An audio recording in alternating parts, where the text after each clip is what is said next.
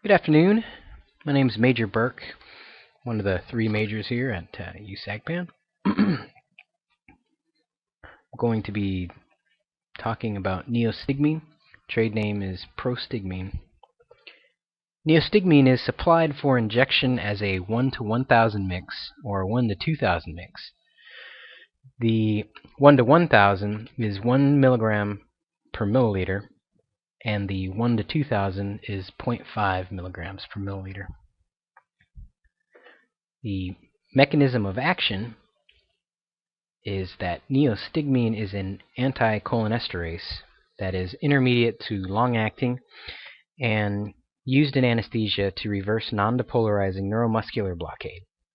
It competes with acetylcholine for acetylcholinesterase at the esteratic site of the enzyme. It is a quaternary amine, meaning that it is a charged molecule and does not diffuse through lipid membranes. Thus, it does not cross the blood-brain barrier. Simply stated, neostigmine binds the enzyme that metabolizes acetylcholine, and when bound, acetylcholinesterase cannot metabolize acetylcholine. This results in increased amounts of acetylcholine in the neuromuscular junction. This is useful in anesthesia to competitively reverse a non-depolarizing neuromuscular blockade.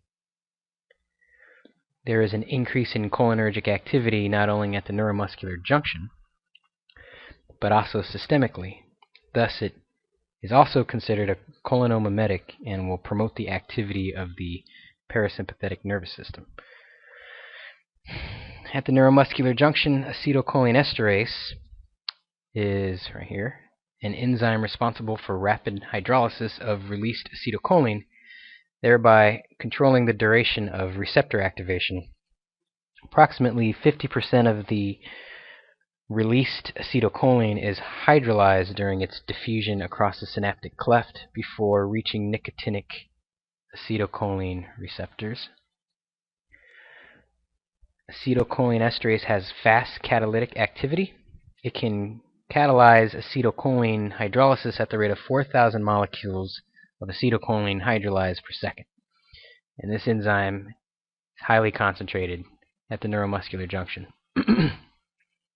As you see here, acetylcholine being bound by acetylcholinesterase and breaking down into acetylcholine, and it cannot exert its effect on the muscarinic acetylcholine receptor or the nicotinic acetylcholine receptor. And this picture on the bottom shows neostigmine binding the acetylcholinesterase. Acetylcholine is now able to exert its effect on the muscarinic acetylcholine receptor and nicotinic acetylcholine receptor.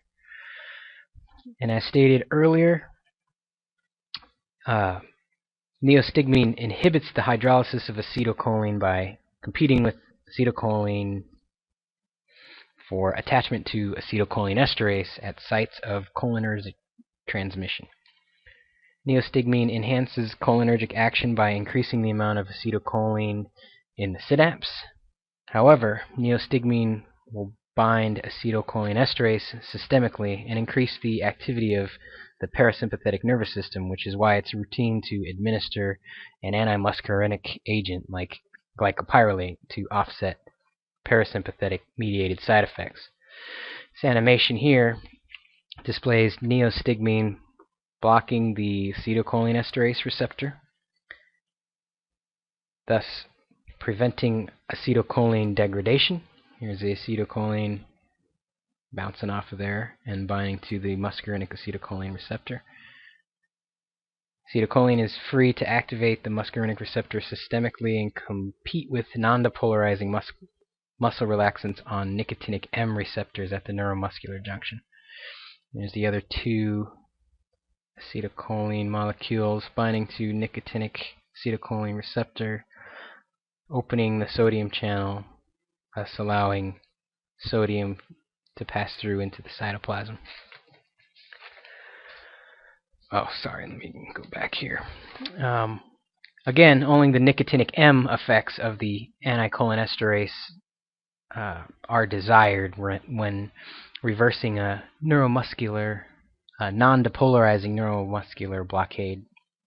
Therefore, once again, the systemic muscarinic effects must be blocked with an antimuscarinic agent like glycopyrrolate. And this will prevent adverse cholinergic effects as a result of administering neostigmine.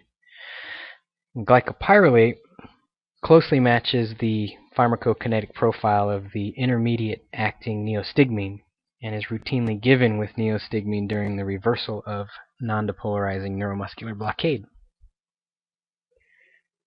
This picture is a picture of the chemical properties of neostigmine.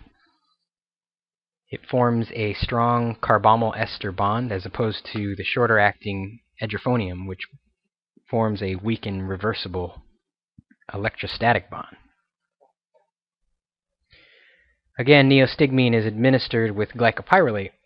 The dose of neostigmine is 0.04 to 0.08 milligrams per kilogram. The max dose is 5 milligrams. The dose of glycopyrrolate is 0.2 milligrams for every milligram of neostigmine. An example is if you have a 70 kilogram patient, 5 milliliters of neostigmine is given with 5 milliliters of glycopyrrolate. And this would be your ceiling max dose of neostigmine, right at 0.07 milligrams per kilogram in that 70 kilo patient. Again, dose 0.04 to 0.08 milligrams per kilogram, max of 5 milligrams. Mix 5 cc's of neostigmine with 5 mLs of glycopyrrolate in a 70 kilo patient. Gives you 0.07 milligram per kilogram dose. The onset is less than 3 minutes. The peak it occurs between 3 and 14 minutes. The duration following IV administration is 40 to 60 minutes, with a plasma half-life ranging, with a mean of 53 minutes. The T-half beta, or elimination half-life, is 1.3 hours. Elimination: neostigmine undergoes hydrolysis by cholinesterase, and it is also metabolized by microsomal enzymes in the liver. Protein binding to serum albumin ranges from 15 to 25%. So, the anesthetic indications. Primary indication for anesthesia is the reversal of non-depolarizing neuromuscular blockade. It's also indicated for symptomatic control of myasthenia gravis and can also be used for treatment of postoperative ileus and urine retention. Antagonism of a non-depolarizing neuromuscular blockade depends primarily on 5 factors. First being the depth of the blockade when the reversal is attempted based on your train of 4 monitoring. Next is your type of anticholinesterase used, the dose administered, the rate of spontaneous clearance of the neuromuscular blocker from the plasma, and your choice of anesthetic drugs and the depth of anesthesia. So here's a picture of your train of 4 monitoring. Picture A represents nerve stimulation monitoring of the adductor pollicis brevis muscle. This is the first blocked and last to return. That's right here in A. Picture B, right there, represents nerve stimulation monitoring of the orbicularis oculi, and this is the last blocked and the first to return. It's important to note that as a general rule, it's recommended that antagonism of residual neuromuscular blockade should be attempted when there is evidence of spontaneous recovery. Preferably a train of 4 count corresponding to T1 greater than 25%. Antagonism of a shallow degree of blockade is associated with faster recovery of neuromuscular function Inadequate reversal can result in muscle weakness, inadequate airway protective reflexes, and hypoventilation.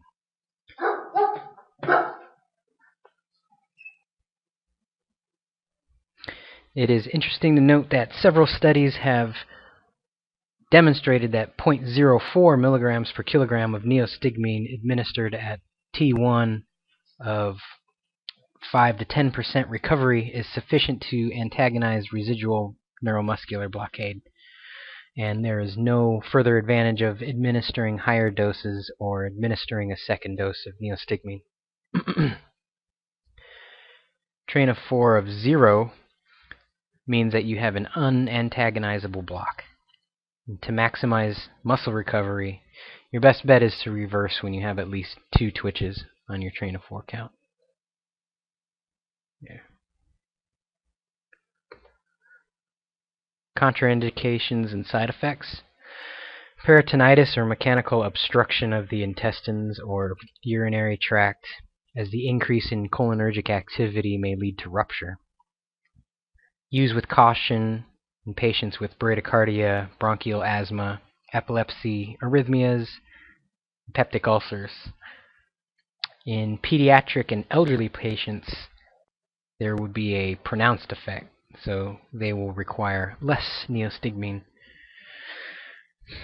Other anesthesia-specific things about neostigmine is that it may cross the placenta and cause fetal bradycardia. In this case, consider atropine instead of glycopyrrolate. You can have a decreased reversal in the presence of aminoglycosides, hypothermia, hypokalemia, and acidosis. In a neostigmine overdose, you can induce a peripheral cholinergic crisis. Treatment for this is atropine 0.01 milligram per kilogram IV every 3 to 10 minutes. And lastly, do not use this drug, neostigmine, to reverse a depolarizing block, as it will increase the duration since it binds with the enzyme responsible for the metabolism of succinylcholine. And that's all I have. Thank you. Have a good day.